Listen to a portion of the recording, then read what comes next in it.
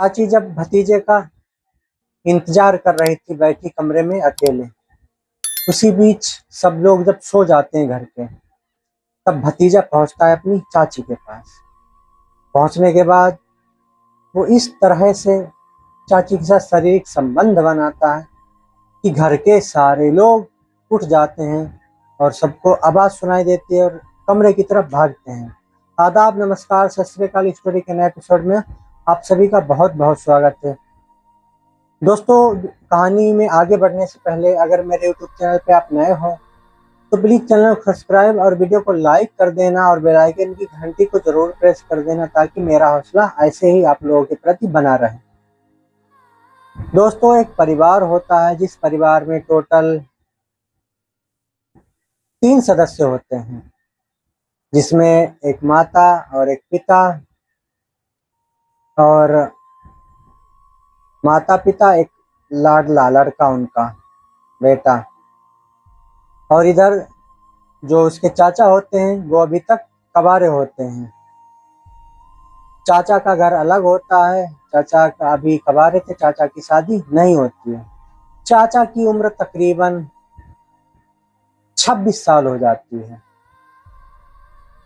चाचा की शादी उसके बड़े भाई के सर पे बोझ की तरह बनी हुई थी। जो लड़का होता है अंकुश, उसके पापा के हाथ में थी उसकी शादी। उसके पापा की जिम्मेदारी बनती थी कि अपने भाई की, छोटे भाई की शादी करवानी।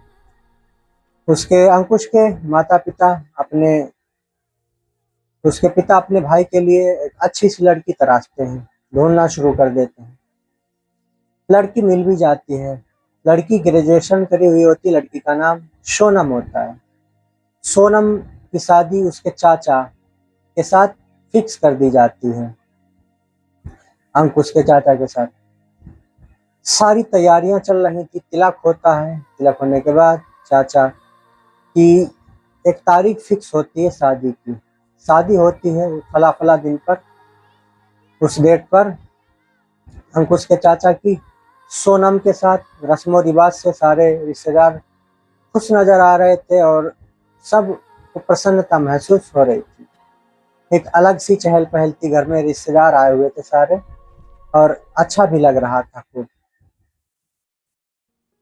तो दोस्तों, शादी आराम से लड़की के घर जाती है, सारे रस्में रिवाजों के साथ होती है। जो 7 वचन होते हैं निभाने की बात होती है, वो 7 वचन 7 फेरे होते हैं। पंडित जी भी खुश नजर आ रहे थे। पंडित जी भी अपना पत्रा पढ़ रहे थे। सब कुछ ठीक ठाक चल रहा था। शादी हो जाती है, विदाई हो जाती है। अगले दिन सुबह में बहू का अपने ससुराल में बड़ा अच्छे से स्वागत किया जाता है, क्योंकि ससुराल में उसकी बड़ी जेठानी ही थी, बाकी उसका लाडला बेटा और उसका पति, टोटल 5 लोग हो गए थे टोटल। तो पहले ही दिन सुहागरात होती है, सब कुछ हो जाता है। उसके दूसरे दिन जब अंकुश अपनी चाची सोनम के पास जाता है, उससे अपना परिचय देता है, उसका परिचय लेता है। दोनों में बातचीत होती है, हंसी मजाक होती है। और फिर अगले दिन जाना भी था उसकी चाची को अपने मायके, विदाई के लिए लोग आए थे। फिर उसके बाद कुछ 3-4 दिनों के बाद उसके चाचा अपनी वाइफ सोनम को अपने घर पे ले आते हैं विदाई करवा के। तो जाने ऐसा क्या होता है सोनम और अंकुश भतीजे, चाची भतीजे के बीच में, कि उन लोगों को अट्रैक्शन बढ़ जाता है, प्यार हो जाता है दोनों को। अब दोनों एक दूसरे से बातचीत करना शुरू कर देते हैं। और ये बात चाचा से छुप के हो रही थी और पापा से भी छुप के हो रही थी। सोनम और अंकुश की बातचीत शुरू हो जाती घर पे भी, और जब बाहर जाता फोन पे नंबर से बात हुआ करती थी। तो नंबर से बातचीत होते होते इनकी कहानी बहुत आगे तक बढ़ जाती है। अब जब चाचा घर पे ना होते और इसके मम्मी पापा अंकुश के ना होते, तो अब ये घर में अकेले, चाचा के कमरा अलग और अपना कमरा अलग। तो चाची इसको अपने कमरे में बुला लेती थी। अंकुश की उम्र लगभग 17 साल थी, नाबालिग था। तो सोनम अपने कमरे में बुला लेती थी सोने के लिए अपने भतीजे को, अंकुश को। तो इन दोनों के बीच में पहले से ही सेटिंग चल रही थी। तो जैसे ही मौका मिलता है तो इन दोनों के बीच शारीरिक संबंध बनना शुरू हो जाता है।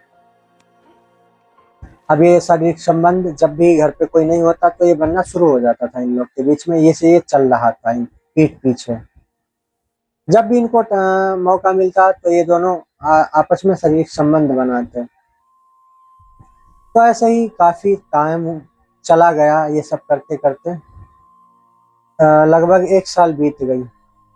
तो जो उसके चाचा थे राजू, उनको लगता है कि मेरी वाइफ सोना मुझसे प्यार नहीं करती और मुझे इग्नोर कर रही है, आखिर क्या रीजन है, कोई दूसरा मर्द तो इसके लाइफ में नहीं आ गया। इन्होंने ये पता करने के चक्कर में बहुत सारे जत्न कर दिए, पूछा, बताया नहीं। उसके बाद दिमाग से काम लिया राजू ने, सोनम से ये लव का चक्कर पता करने के लिए।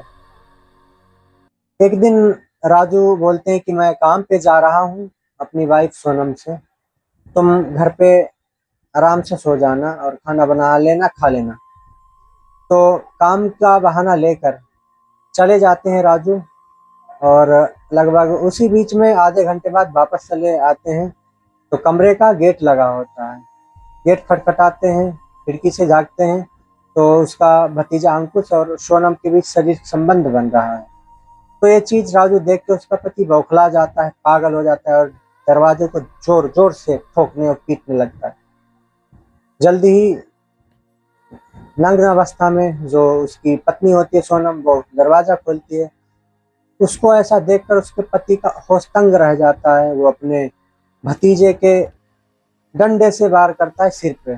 उसका जो भतीजा होता है वहीं पे गिर के मर जाता है। उसके बाद जो चाचा राजू होते हैं पुलिस को फोन करता है और पुलिस मौके पर ही आती है, डेड बॉडी को पोस्टमार्टम के लिए भेज देती है हिरासत में लेकर। और जो चाचा होते हैं राजू, उनसे इन्वेस्टिगेशन करती है। तो उसमें जो चाचा राजू होते हैं वो अपना जुर्म कबूल देते हैं, बोलते हैं कि मेरी जो पत्नी थी उसका संबंध मेरे भतीजे से था, इसलिए मैंने अपने भतीजे को ही रास्ते से हटा दिया। तो इतना सब कुछ पूछते हुए पुलिस वाले, बस मौके की तलाश थी, वैसे ही पुलिस वालों को बिना इन्वेस्टिगेशन करे ही मुजरिम मिल गया, तो मेहनत करने की क्या ही जरूरत है। तो उसको जेल में डाल देते हैं राजू को, और जो उसकी पत्नी होती है उसको उसके मायके भिजवा दिया जाता है। क्या दोस्तों, ये शारीरिक भूख मिटाने के चक्कर में किसी को भी हवस का शिकार बनाया जा सकता है क्या? आप ही लोग बताओ, आप लोग समझदार हो, कमेंट करके बताओ। और स्टोरी अच्छी लगे तो चैनल को सब्सक्राइब, वीडियो को लाइक जरूर कर देना। इस कहानी को सुनाने का उद्देश्य आपको परेशान करना नहीं, आपकी भावनाओं को आग पहुंचाना नहीं है। इस कहानी को सुनाने का उद्देश्य बस इतनी है, आप लोग जागरूक रहिएगा, जो हमारे समाज में क्राइम बढ़ रहे हैं उनको खत्म किया जा सके। मिलते हैं एक अगली नई स्टोरी में, जब तक के लिए जय हिंद, वंदे मातरम। आप सभी अपना ख्याल रखें।